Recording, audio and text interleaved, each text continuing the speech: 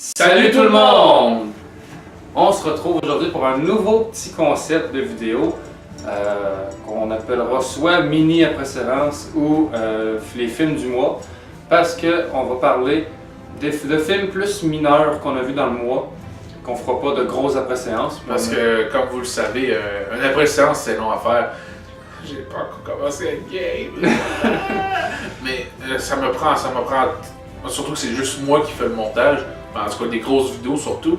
Mais il faut pas oublier que j'ai tous mes projets à travers ça. C'est long à faire. C'est toi qui as la plus grosse chose de travail. Puis, comment expliquer? Ben, comme je l'ai souvent dit dans plusieurs fois, dans plusieurs vidéos, c'est long. En après-séance, c'est long à faire. Juste pour un film. Fait que c'est pour ça qu'on se concentre. Sur les après-séances, on se concentre sur les gros films qu'on veut faire. Puis mais il y a tellement de films qui sortent, puis qu'on pourrait parler, qu'on s'est dit. On s'est dit à un moment donné, regarde. On prendra 2, 3, 4 films dans un mois, on les mettra dans une petite vidéo. Puis cette petite vidéo-là fera pas de section avec spoilers, ça va juste être une petite vidéo d'opinion sur le film, comment on a trouvé le film, qu'est-ce qu'on a aimé en gros dans le film. Peut-être que ça va spoiler, ça va dépendre, mais tout ça pour dire, on vous avertit pareil si jamais il y a des spoilers. Puis c'est ça, on dit ça en général, puis on vous dit s'il faut aller le voir ou non. Ouais. Puis on donne des petites notes comme on fait d'habitude, juste parce que c'est. On parle du film en général, puis on parle si on a aimé ça ou non. C'est un gros résumé du concept, mais au lieu de faire un film à la fois comme on fait avec les précédentes, là c'est plusieurs films. Puis là, aujourd'hui, sur cette vidéo-là, ben, on présente 2 films. Les 2 films sont Shazam et Hellboy. Et on va commencer avec Shazam.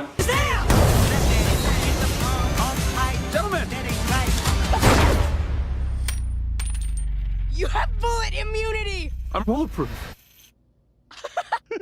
You're dead. Sorry about your window, but you're welcome for not getting robbed. Oh, hey, what's up? I'm a superhero.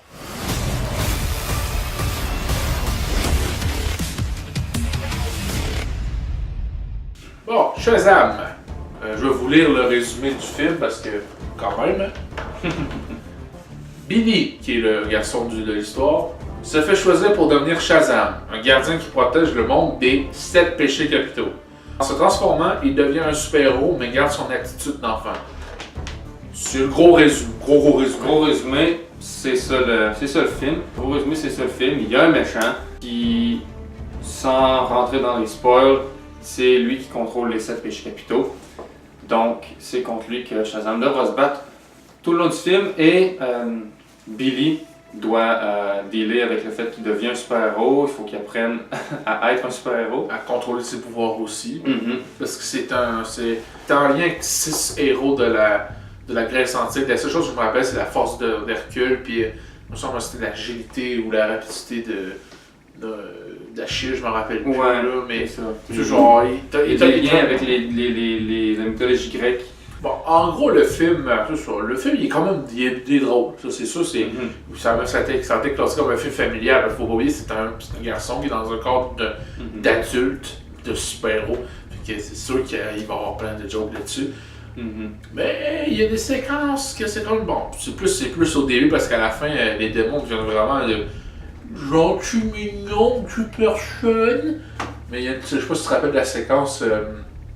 Quand le méchant va voir son père, puis il fait tuer tout le monde, là. Ouais. Puis on voit les actions de meurtre, là, c'est genre... Comme moi, quand j'ai vu ça dans la salle, je me dis genre... Mais... C'est sauvage? C'est parfait pour la famille? Ça devrait être 16 ans et plus au minimum?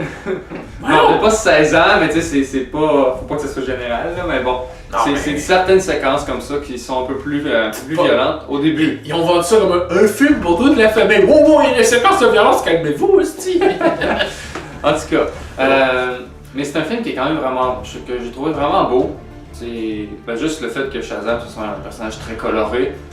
L'esthétique générale du film fit avec l'esthétique du personnage. C'est un film qui est très coloré. C'est vraiment... de base, je trouve que quand c'est coloré, ça fit avec l'ambiance justement familiale. Donc, ça fit aussi avec le fait qu'il y a beaucoup de jokes de running gag puis des trucs comme ça. Puis je trouvais que ça faisait quelque chose de bien dans l'univers du film. Puis toi? C'est autre chose à ajouter? Ben, moi, je suis un Marvel fan, fait que je suis pas. C'est les DC Universe, ça m'intéresse pas tant. Mais j'ai apprécié le film pareil, même si c'est pas mon univers préféré. Puis Captain Marvel, ben. Parce que bon, là, je dis Captain Marvel. C'est pas faut oublier, c'est le premier Captain Marvel. Ouais, Shazam, techniquement, c'était le premier à avoir eu le nom de Captain Marvel, mais il s'est fait piquer le nom par Marvel, puis donc DC a changé son nom pour Shazam. C'est compliqué, mais vous irez ça y va mieux Shazam. Ouais. Puis c'est ça, fait que. Moi j'ai quand même bien aimé le film, je m'attendais pas à. Au début je suis rentré là, je m'attends pas à quelque chose d'extraordinaire, mais finalement le film a réussi à m'étonner pareil. C'est ça.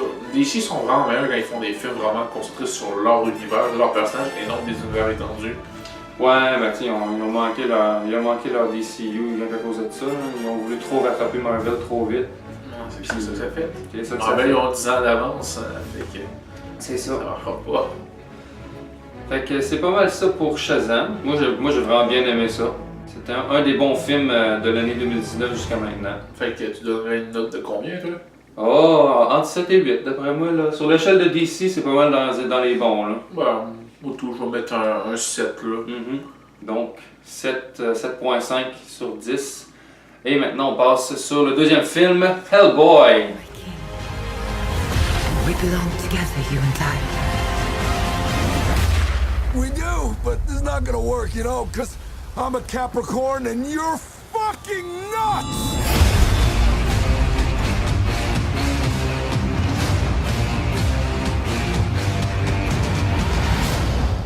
Hellboy. Une réadaptation de Hellboy, parce que ce n'est pas un reboot, C'est pas un reboot, c'est pas un remake, c'est vraiment une nouvelle version. est destiné à devenir le fléau du monde, ben, comme dans Hellboy. Beaucoup de gens vont tenter de le tuer, mais il est le seul espoir pour vaincre la sorcière qui veut anéantir le monde. Voilà, sans trop spoiler. Sans trop spoiler. La sorcière qui est jouée par Mila Jovovich, c'est ça. Bonne actrice, puis une bonne actrice aussi. Qui a joué dans les Resident Evil. Et puis, c'est lié aussi, l'histoire du film est liée avec la légende arthurienne. Ouais, c'est vrai. Parce que la sorcière, elle a été, à l'époque du roi Arthur, la sorcière a été battue par le roi Arthur. Et les méchants, sans rien spoiler, tentent de la faire revenir pour justement qu'elle puisse anéantir le monde. Avec sa peste, parce que ça aurait été elle l'origine de la peste, dans le fond, expliqué par ce fait-là. Puis là, on va le long. Tout ça pour dire que Hellboy, c'est vraiment pas comme Guillermo del Toro. Non, c'est très différent. Même qu'il y a beaucoup de monde qui ont détesté cette version-là de Hellboy parce que c'était pas du Guillermo del Toro. Ouais, sauf que Guillermo del Toro a son style. Hein. S'il y a du monde. C'est ce qu'il y a une affaire, faut pas que le monde oublie. C'est pas parce que Guillermo del Toro a fait Hellboy en film que c'est nécessairement lui la réponse absolue de l'univers de Hellboy. Non, vraiment pas. Calmez-vous, calice là. T'sais, Guillermo del Toro a fait une adaptation avec ces deux films. Ben, je ne sais plus le réalisateur de ce film. Sont bonnes. Oui, ils sont très bonnes, c'est sûr. Je peux pas nier qu'ils sont pas mauvais. Moi, je me rappelle pas du premier, le deuxième. Là, c'est... Je me rappelle pas du premier, mais le deuxième, je me rappelle. Le deuxième, c'est pas avec genre les... C'est l'Armée d'Or. Ok, bon, c'est bon. Le premier, je me rappelle pas, c'est quoi. En tout cas, c'était vraiment nice. Puis, Guillermo del Toro a son style. Donc, ceux qui aiment moins le nouveau Hellboy qui est sorti, à cause que c'est pas du Guillermo del Toro, ben, retournez voir les films de Guillermo del Toro, c'est tout. Vous êtes fou d'être parfaite pour cette vidéo. Mais, honnêtement, je trouve que c'était vraiment une belle réadaptation. Ben, moi j'ai dit clairement, j'adore mieux cette version-là. Moi, il faudrait que je revoie les deux autres films du début des années 2000, mais c'était vraiment un très bon film avec des bons acteurs. L'acteur qui joue le père adoptif de Hellboy, je me souviens plus son nom, mais c'est le même acteur. Tu as vu le film de Hercule avec. Ouais. Ben, c'est le même acteur que le prophète dans Hercule qui prédit toujours sa mort et qui meurt jamais. Ouais. En tout cas, c'est le même acteur, puis je le trouve vraiment bon ce gars-là.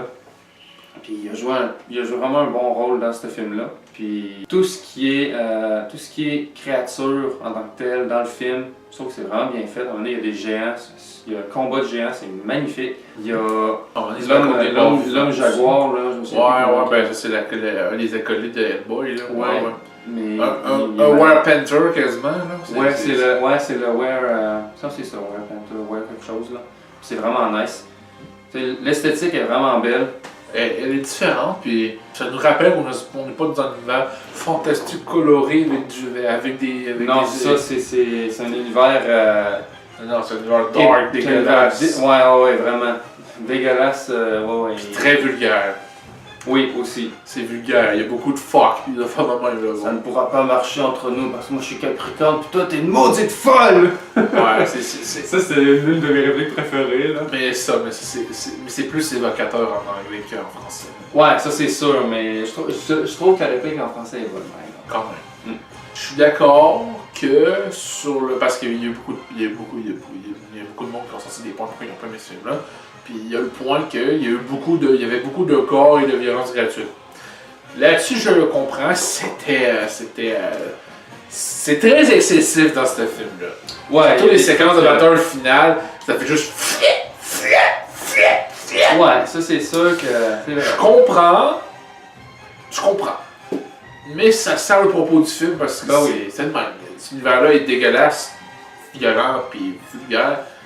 Puis bon, c'est sûr qu'ils ont voulu rapprocher ça du succès des films tels qu'il y a eu avec Deadpool et avec Logan. Mais bon, tout ça pour dire que je comprends le monde, mais en même temps, moi ça me dérange pas tant. C'est juste parce que quand on est allé voir le film, il y avait des caméras dans les autres, mais je sais pas ils avaient quel âge. Là, quand je voyais commencer à voir les passes de sang, vraiment de gore dégueulasse, j'avais genre. Moi, la seule chose que je me suis dit, c'est j'espère qu'ils sont assez vieux. Je pense que le film est 13 ans et plus, mais tu sais, j'espérais. Je pense que ça devrait être. Je pense que ça devrait être plus haut, moi, d'après moi, l'âge, mais bon. Ouais. Entre 13 et 16, des fois, il y a une bonne différence. Moi, j'ai vraiment fucking aimé mieux ce film-là que la version Game of the Turtle. Bon, vous pouvez me détester si vous voulez, mais moi, je préfère mieux cette version-là. Moi, il faudrait que je le revoie parce que ça fait trop longtemps. Surtout le premier. Le deuxième, je me rappelle pour du premier.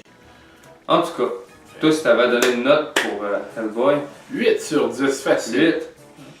Ouais, moi aussi pas mal 8 sur 10. Ça a été une bonne surprise parce que justement, j'étais habitué à la version Guillermo del Toro, puis j'espérais et j'étais pas déçu. Vraiment pas. Donc, c'était tout pour le mini après-séance du mois d'avril. On va dire parce qu'on était un peu en retard, mais bon, c'est pas grave. Pour du mois d'avril. Partagez, likez, cliquez sur la petite cloche, faites les trucs de d'habitude. Vous êtes rendus habitués. Si ça vous tente de nous faire des dons, vous pouvez aller sur nos pages Tipeee et Ko-fi pour nous donner de l'argent parce que ça peut toujours nous aider à nous acheter du matériel pour vous servir du meilleur contenu. Et c'est ça. Ça marchera pas, nous deux, tu sais, parce que je suis Capricorne et que t'es une maudite folle! Ouais.